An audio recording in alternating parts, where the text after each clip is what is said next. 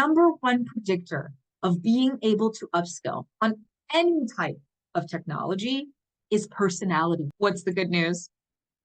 The good news is that AI is not destroying the human brain, and we do have full control of driving that future-proofing, that upgrading, that unlocking 2.0 version of the brain. Here's what's fascinating. When people use AI the right way, we see increased activity in two of the same areas that I just mentioned.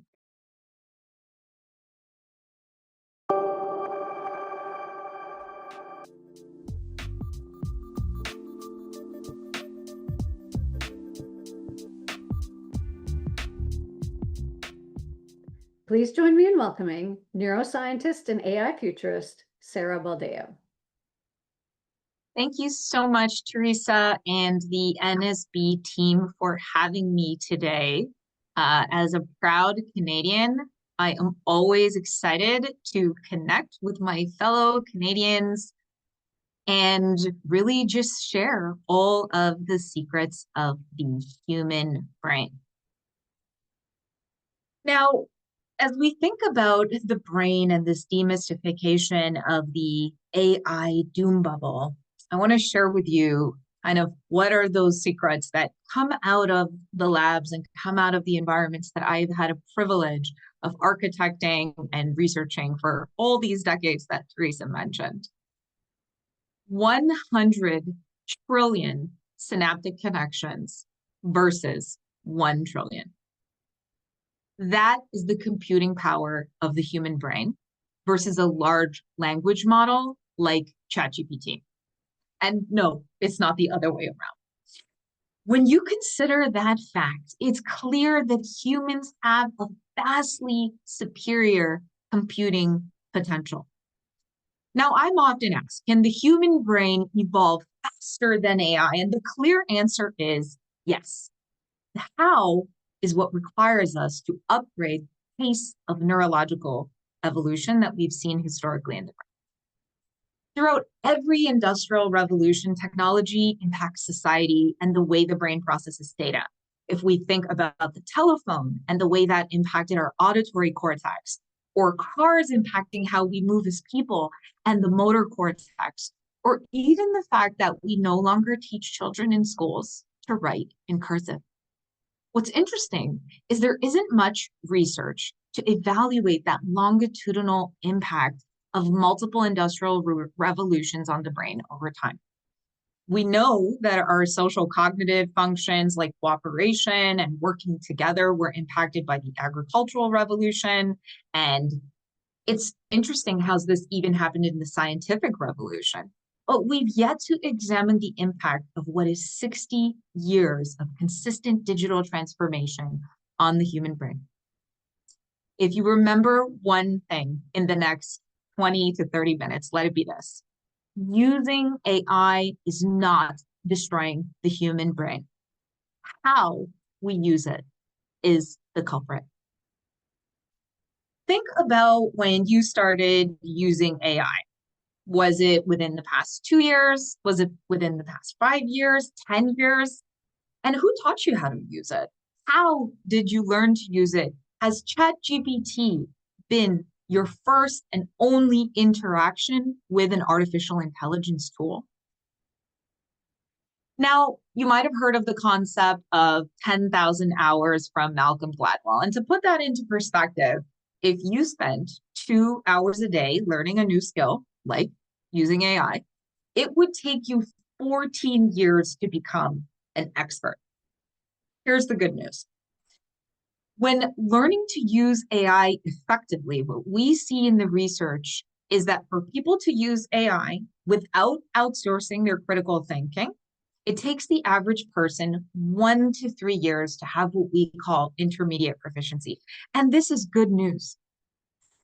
I've built AI for all these decades for banks, for Uber, for Google, everything from AI recognition tools, risk model algorithms, facial recognition tools. There is one thing that scares me the most. In the AI world, for technologists, for engineers, for coders, we have been hearing this call to action to change to evolve for decades. But if you happen to be in a profession that is non-STEM, a lot of this is new. And I'm sure you've heard people say before that AI is not new, but it really isn't new. It's actually been around since 1956. And even this concept of generative AI tools that can communicate with human beings has been around since 1966. And in the 1960s, there was a German computer scientist named Joseph Weizenbaum, and he had this bright idea that he wanted to replicate the therapist-patient relationship. And so he created a generative AI tool that could have a conversation with you. And it was called Eliza. That was in 1966. Even in the 1950s, there were chess playing games and automated AI games that could outsmart human beings. That was in 1959. Here's the big difference in what we've seen today. The only difference since ChatGPT's release in 2023 is how these innovations are presented to us in news cycles. There's this immediacy, there's this chaos that impacts our perception. And we also see that there's these very quick inflection points in when we reach new levels of innovation. We don't have decades to catch up anymore. We don't have months or years to wait for our employees and ourselves to incorporate AI. Sometimes we have weeks. And in the midst of all that, we're confronted with terms like semantic processing, generative adversarial networks, neuromorphic engineering. While people are trying to learn new lexicons, what I see is that they're trying to upskill on tools, but they're using the same learning methods that they might have tried when they were doing things like learning to type. And that is the new inflection point that we have full control over as human beings. How are we going to learn to use artificial intelligence? One of the most inaccurate statements I hear about stress in the face of new technology is this: just slow down when you're stressed. And here's what I ask as a neuroscientist. Instead of just slow down when you're stressed, over human history, when the brain has evolved, was it evolving because we were slowing down? Or was it evolving because we had access to increased cognitive capacity? Historically, at every huge environmental challenge, there is a new component of the human brain that is catapulted into evolving. It actually changes the shape and the structure of the brain. As an AI neuroscientist, my research has consistently shown me that the period of highest brain activity is when people are undergoing dramatic change. And that is when cognitive flexibility and neuroplasticity is the most possible. Have you ever considered when was the last time the human brain underwent a massive upgrade? The human brain does need an upgrade. It does need to be rewired. And for the first time in human history, what we're seeing is that technological innovation is moving so quickly that people are struggling not only to upskill, but to navigate the reality that by the time they learn something new, it sometimes feels obsolete. So here's the unpalatable truth. The engineering of the brain that existed 2.5 million years ago was not designed to deal with this much change this quickly. We're still operating on those legacy systems that say change equals danger. What's the good news? The good news is that AI is not destroying the human brain, and we do have full control of driving that future-proofing, that upgrading, that unlocking 2.0 version of the brain. Thousands of years ago, when humans were nomadic and we were exploring and we were discovering new geographies, the mantra was this: change equals danger. We were hardwired for survival. And at the first sign of encountering something unfamiliar, we panicked, and something called the limbic system took over. Now, the limbic system is right at the core of the brain. It's right here in the center. It is connected to your brainstem, and it controls not instinct, not logic, but instinct and emotion. It is the part of the brain that overrides any chance of utilizing logic or rational thought. And historically, we didn't have time to evaluate if the unfamiliar or new was dangerous. Unfortunately, when we rely on that legacy system, we don't access the new part of the brain. This is the part of the brain that you see here in pink. It's called the frontal lobe. It's right here at literally the front of your brain. That allows you to hijack that fight or flight response to make decisions from a place of rational, logical thought, to access critical thinking and problem solving. And so, what is really the call to action for human beings in the age of AI? Let's start relying on that new part of the brain, that most evolved part of the brain, the part of the brain that has grown by 30% as human beings have gone through industrial revolutions. Let's stop relying on that fight or flight response. Recently, there was this bold and terrifying headline that did a really, really good job of just getting into that limbic system, that survival mode. It took over our LinkedIn feeds, it took over our news feeds, and it said this: 95% of Gen A pilots fail. Now, my first reaction to this headline wasn't to ask why AI projects are failing, but I really wanted to take a closer look at the study. And what I found is invaluable to you as you are considering how to implement AI and ensure that you see the highest return on investment. Before I delve into the truth behind the bold claim, I want to tell you a story about what happens when new technology is introduced to human beings. When electricity was first introduced to human beings in the 1890s, very, very long ago, there were these anti-electricity campaigns. They actually were created to dissuade people from using electricity. And when the first electrical lights were installed in the White House in the United States in 1891, the president at the time refused to even touch light switches. He had his staff do it instead. When the telephone was invented, people would rip out telegraphic devices. They didn't want to install telephones in their homes because they believed, based on the marketing that was pushed out in the world at the time, that it was going to bring demons into the home. You can see an interesting pattern here. This same kind of doom and gloom and fear and lack of understanding about technology tends to kind of mirror what we see in the news today when we're talking about artificial intelligence.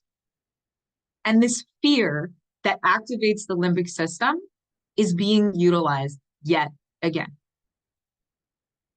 Answering this question of why did this study fail starts with how was it designed? And it really gives us these secrets to implement AI and to learn about AI and to understand AI in ways that helps not only the tools succeed, but us succeed.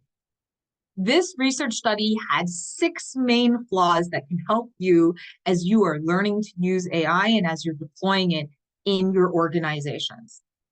Now, the first question as a researcher, as a scientist that we ask is what was the sample size? How many people were in this study?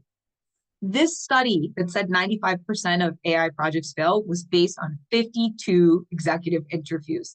That is a very small sample size. It's not indicative at all about what we're seeing in artificial intelligence and the trajectory. It also only looked at 6 months of time. For anybody that's gone through an IT implementation, whether it is SAP or Oracle or Microsoft Azure, we know that it takes anywhere from 1 to 2 years to actually evaluate a proper deployment of any kind of technology tool. Another issue is that users were not given any training. They weren't giving any upskilling resources. They were not giving any kinds of tools to help them adopt AI technology. And when we delved into the use cases, what was interesting to me is I noticed they were all AI projects for sales and marketing. And when you tried to determine what were the metrics of success, there were no quantitative metrics of success. It was all subjective measures of yes or no, did you think this was a successful AI project? There was no customization. Users would give their problems to an AI provider, and there was a complete lack of alignment with the problems that users were having and the use cases and how the tools were deployed. And probably the most important one is the sixth observation from these kinds of studies, is there was a complete lack of integration with systems infrastructure. None of the processes in organizations were changed. It was just a plug and play AI solution. And I'm going to give you an analogy for this. If you took a battery out of an EV car and you put it into a gas car, and then you were surprised when you pressed the gas pedal and it didn't work, that is an analogous example of what is happening when we see these AI projects fail. There are no functional issues with the AI tools. It's not that the algorithms aren't working. It's not that the models aren't working. There are issues with how they are deployed and how we measure success and how we support people in those neurological upgrades that they really need. Last year in my research lab, we conducted what's called a mixed methods behavioral study. And we took approximately 2,000 people across Canada and the United States.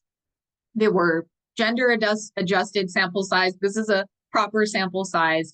And we tried to incorporate professionals all the way from ages 25 to 57. There were people who are in entry-level roles all the way through to C-suite. And we told them, we're going to give you a series of 10 tasks. And we insist that you use AI to solve these tasks. These were cognitive tests that were really designed to simulate real world executive functions. Things like making a grocery list, meal planning, reflecting on 5 things about yourself that you might want to change in the future. Where do you want to be in the next 3 years? And what we did was we insisted that they use AI to solve these problems, because we wanted to evaluate what happened when we looked at decision-making under uncertainty, working memory, future self-projection, introspective reasoning, and planning.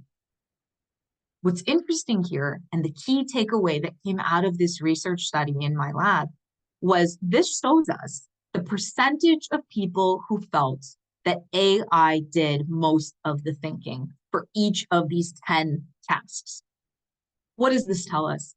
It tells us that relying on artificial intelligence for critical thinking, for problem solving, not only does it impact the brain, and I'm going to actually show you the parts of the brain that are impacted by using AI in the incorrect way, but it also impacts how we immediately perceive our own skills and our own abilities. What does this tell us? It doesn't tell us that we shouldn't be using artificial intelligence. And when we look at EEGs, when we look at MRIs, when we look at brain scans and behavioral studies, there is one consistent message. How we use AI matters. Understanding this human organ that controls us is knowledge that everyone deserves access to, not just people in life sciences or neuroscientists or doctors. What is really, really fascinating in my research is that in the same way that you can control your heartbeat, you can get your heartbeat to slow down by being aware of it, we can also control the parts of the brain that are activated. We have full control over this as human beings, even in the midst of chaos and change. And in neuroscience, we like to use a map of the brain that's called Brodmann areas. It's broken down into 52 distinct areas. And each area is really separated by where we see brain activities change and where we see a structural difference in the kinds of cells that get activated. This is a roadmap for you that highlights the areas where we see brain activity reduced when people completely rely on artificial intelligence. And there's 4 key areas that are impacted where we actually see brain activity reduce. And these are called Brodmann areas 9, 10, 46, and 47. What do those numbers even mean? Those 4 areas control working memory, decision-making, and verbal communication ability. It's also worth sharing with you that you might have seen this year in 2025, MIT had a media lab study where they tried to look at what happened with this kind of semantic processing, complex problem solving. And what they noticed in that study was 83.3% of ChatGPT users who were given no training on how to use AI, they couldn't finish an essay by themselves. Number one. And number two, they had a total inability to leverage something called cognitive debt. They couldn't retain and access information independently. That is worth paying attention to. Here's what's fascinating. When people use AI the right way, we see increased activity in two of the same areas that I just mentioned, areas 10 and 46, and areas 6 and 32. Again, I ask the question, why do those numbers even matter? What do these four areas mean? These four areas of the brain, when people use AI the right way, are the areas of the highest concentration of what we call pyramidal neurons. I just want you to think of these as special brain cells that are the most evolved brain cells that exist for human beings. And when we're using AI in the right way, area 6, we see an increased ability to learn new motor skills. In area 10, this is the area that helps us juggle competing goals and manage information kind of across different time frames. Area 32 is the area that controls conflict monitoring and your sense of perspective. Area 46 is the area that helps you having an ability to change and admit that you're wrong. And together, these four areas form a core network for executive function and really push you into that new level of evolution. Now, this isn't the first time I have been in a lab and dissecting the brain. And so what I want to share with you is in my first thesis, many, many years ago in 2009, we tried to look at multitasking. And what we discovered is in psychology, there is a limit as to how much you can manage and how much information you can manage. It's called Miller's magic number. What it says is the human brain can only manage 5 to 9 pieces of information at the same time before it just tunes out. Here is the beauty of artificial intelligence. By outsourcing tasks that don't require critical thinking, we can maximize that neurological limitation. And I encourage people to look at AI as a thinking aid, not a thinking outsourcer. Perfect example, think about you using your dishwasher, your washing machine, your AI robotic vacuum to do tasks while you sit and read Plato's Republic. So what does using AI correctly even mean? It means using it for repetitive tasks. It means using it to dialogue with. It means using it for research. Present your original, unique ideas to it. Encourage it to teach you new things. It means you need to train AI rather than it training you. And part of that is understanding the way large language models function, being able to fact check, to detect what's logical. It goes right back to being able to activate the frontal cortex, the new part of the brain, while you are using these tools. At the beginning, I talked about and had this title of let's demystify AI. Let's burst this doom bubble that AI is something that is going to take over our lives and become the Terminator. Part of eradicating that sense of AI doom and building support frameworks for organizations to adopt, it means facing some of the biggest brain myths that we see in the world today. There's workforce misconceptions around age, for example. As organizations, we're starting to see more and more intergenerational workforce teams. And there's this concerning sentiment that keeps popping up around AI. It's this idea that older employees cannot upskill and learn new tasks, and they're going to be left behind. I love sharing this image because what this tells you is that neurological age and biological age are not correlated. We have seen people who are age 67 and they have an estimated neurological age that is more than 10 years younger at 53. I have seen people that are age 32 and their neurological age is well into their 70s. The number one predictor of being able to upskill on any type of technology is personality. It is not age. Actually, as we age, our hemispheres have a better sense of interconnection than they did when we were younger. The science tells us clearly that the brain continues to evolve over time, and it can evolve faster than we have ever given it credit for. When we don't build new ways of learning and functioning, the brain is immensely sensitive to losing capacity. This is a series of brain scans over 6 months where there is an executive leader that is actively refusing to learn something new because they don't think it's important. And there's 2 key takeaways here. At the beginning of the brain scans, you can see that their brain is lighting up. That's where we see these different colors. Red is the highest brain activation. They've got activation throughout the brain. And as time goes on, that brain activation, that red, that highest increase starts to go closer and closer and closer to the center. And if you remember, that means that their limbic system is getting activated, their fight or flight response is being activated, their fear, their sense of chaos. They're experiencing prolonged stress and anxiety because they are refusing to upskill, refusing to learn something new. And so the next time you are learning something new, you are encountering a new AI tool, I encourage you to keep this in mind. Prolonged learning stress results in a loss of brain mass and overactivation of your fight or flight response to all the way at the end where you see they've lost not just brain mass, but they've lost brain activity. When people ask me, Sarah, should we even be using AI? I tell them that is the wrong question. The right question is, are we using AI in the way that we should be?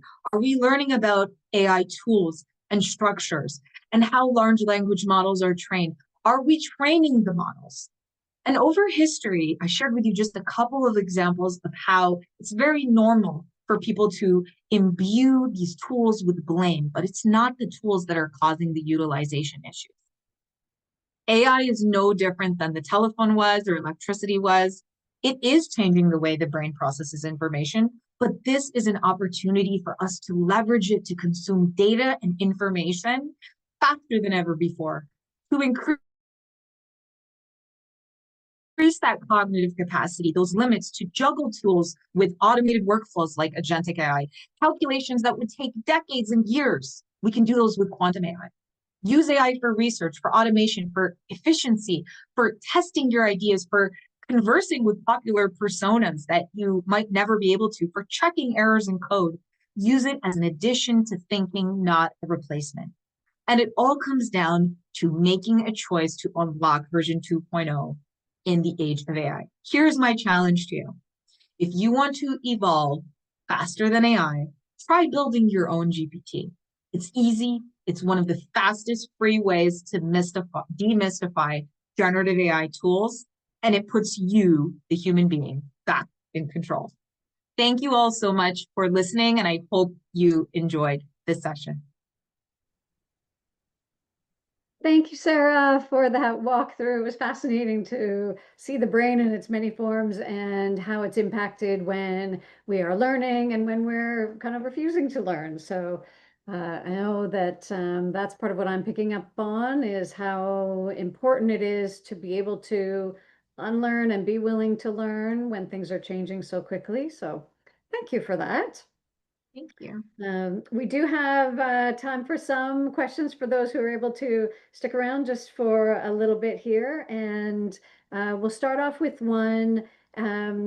What advice would you give leaders in organizations who are implementing AI and trials to ensure their teams feel more comfortable with kind of testing things out, making mistakes, trying to learn? Mm-hmm. Repeatedly, when I go into organizations, I hear one pushback from teams. And bluntly, it's not a popular thing to say. They say, I'm afraid I'm going to lose my job. So why would I be motivated to adopt this new tool that is going to take my job, Sarah?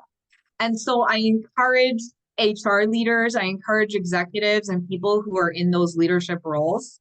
You really need to readjust the job descriptions of your teams. If you have a job description that has 80% of the role that is going to be taken over by a tool that you're deploying, and you're saying to people, hey, we're going to deploy this tool, this is an opportunity for you to revise the job description and to quantitatively change those KPIs for the people that you're encouraging to adopt the tools. And it really is this, chicken and egg question. Oh, I want you to adopt the tool, but 80% of your job is going to be automated. No, you need to change the job description and really readjust for what it looks like and incentivize the person to adopt AI by making sure that their new job description actually puts them in the driver's seat to continue to feel useful to the organization. Thank you for that. I think that helps answer Rosanna's question. And Melissa has a question about supporting youth in adopting AI in a responsible way.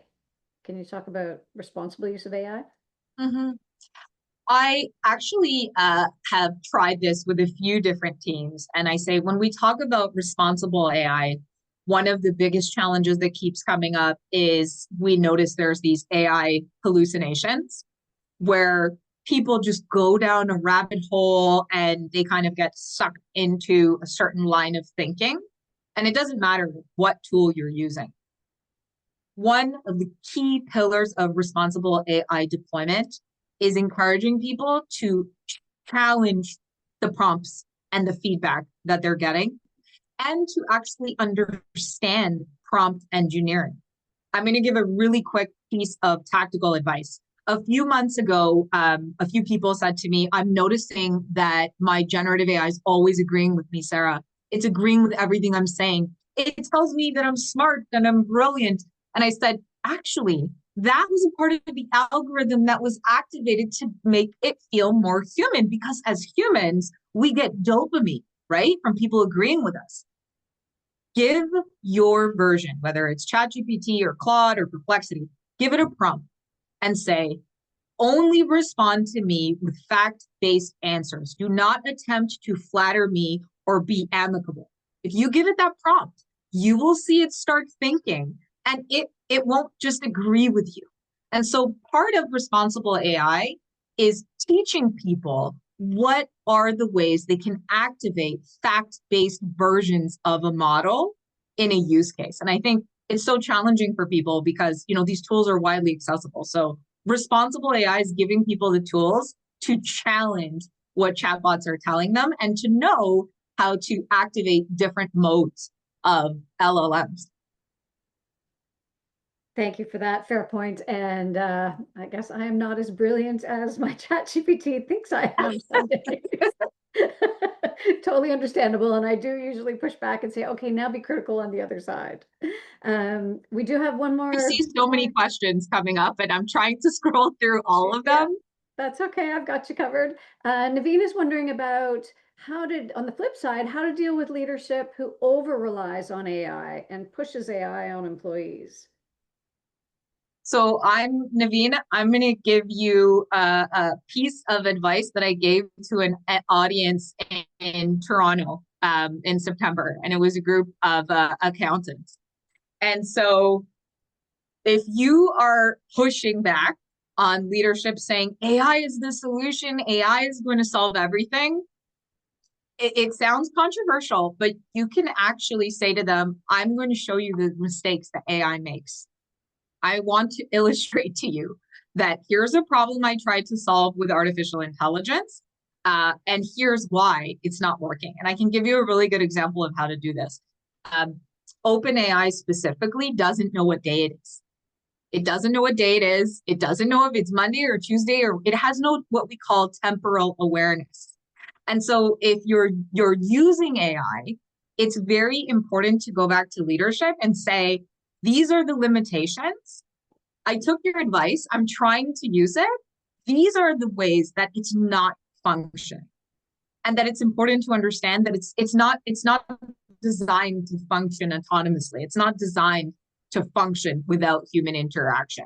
And so I think, leadership is trying to be efficient. They're trying to drive down costs and revenue. And the pushback I encourage employees to say is, yes, I'm happy to use it as a thinking aid, but I'm actually going to prove to you these are the ways in which it's not functioning. These are the ways in which it's not bridging the gap. And I'm not going to just outsource my critical thinking to it, because these are the errors that come up. And there are quite a lot of errors quantitatively that come up in AI responses.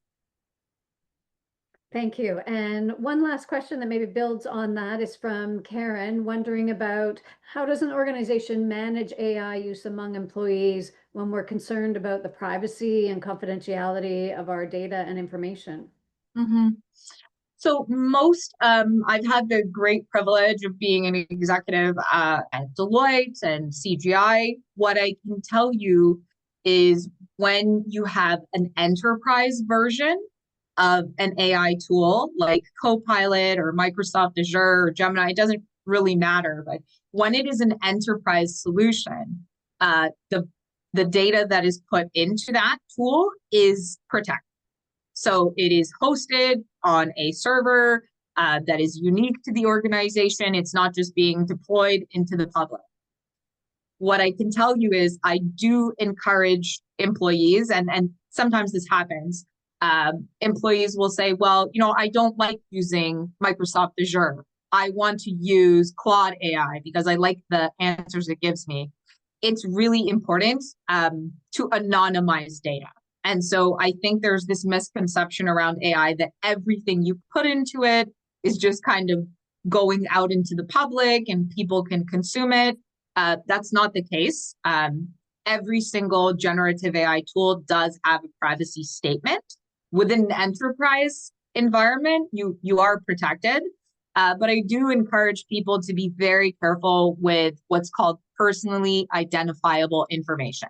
So your name, your address, how old you are, your birthday, how old your kids are, the neighborhood you live in. And that kind of data shouldn't be going anywhere. It certainly should not be going into AI. So when you are using these tools to solve problems, a lot of HR people say to me, sometimes they want to bounce something off of an AI tool in a dialogue that they're about to have with an employee. Anonymize the data that you're putting in there. Don't include personally identifiable information, and make sure you're using your enterprise solutions for those sensitive pieces of data that you might be, uploading someone's performance review, for example. Thank you again, Sarah, and to our audience for your engagement and the questions. Really insightful. Appreciate you kind of demystifying so much of what we're wondering about with our connection to AI and how it impacts our brain. And to me, it feels encouraging and a reminder how we use it matters more than the fact that we are using it, and to use it as a thinking aid and for efficiency and not a replacement to our own thinking. Much appreciated. And we do have a book draw for those who want to go a little bit deeper. We'll see who is going to win that. I'm going to share my screen right here. And we've got everyone's names who RSVP'd. Here we go. We're going to click to spin the wheel.